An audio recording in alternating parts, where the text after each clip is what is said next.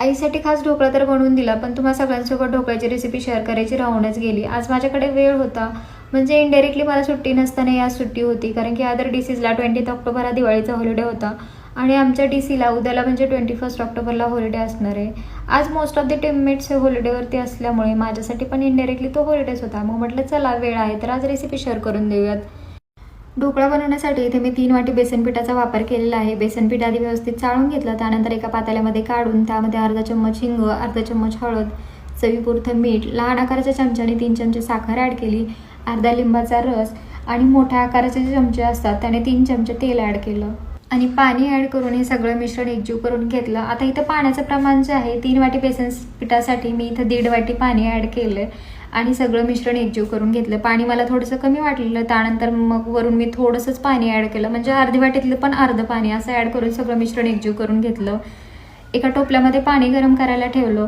तोपर्यंत हे सगळं जे मिश्रण आहे ते मिक्सरमधून मी एक वेळेस फिरवून घेतलं, जेणेकरून सगळे जिन्नस एकजीव होतील, मिश्रण आपलं व्यवस्थित तयार होईल.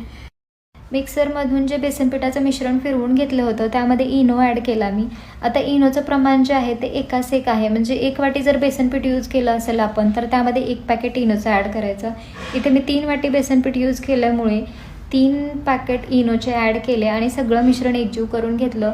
सुरुवातीला मी मिक्सरच्या भांड्यातच डायरेक्ट इनो टाकला होता, पण ते पीठ एवढं फुगायला लागलं त्यामुळे मग नंतर ते एका पातेल्यामध्ये काढून घेतलं आणि सगळं एकजीव करून घेतलं. एका मोठ्या आकाराच्या प्लेटला तेल लावून घेतलं आणि हे ढोकळ्याचं जे बॅटर तयार झालेलं आहे हे त्यामध्ये टाकून तिला टॅप करून घेतलं, जेणेकरून कुठेही एअर बबल्स राहणार नाहीत आणि मिश्रण व्यवस्थित प्लेटमध्ये सेट होईल. ढोकळ्याच्या बॅटरची ही जी प्लेट आहे ती आपण गॅसवरती एका टोपल्यामध्ये पाणी गरम करत ठेवलं होतं त्यामध्ये ठेवून दिली आणि वरून अजून एक प्लेट झाकून त्यावरती जड काहीतरी भार ठेवून 20 मिनिटासाठी हे सगळं मिश्रण वाफळून घेतलं. आता इथे मी प्लेट झाकल्यानंतर त्यावरती रुचना ठेवला होता. रुचना म्हणजे खलबत्त्यावरचा जो गोल गोटा असतो वाटायचा, त्याला आमच्याकडे रुचना म्हणतात.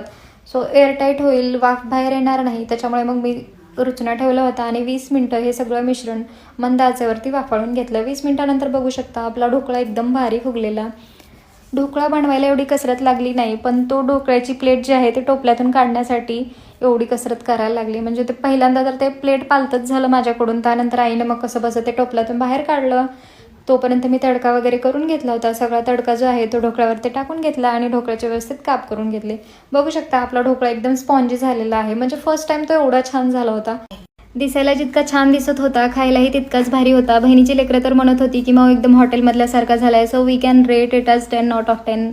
सो तुम्ही या पद्धतीने एकदा नक्की ट्राय करून बघा आणि व्हिडिओ आवडल्यास मला फॉलो करायला विसरू नका.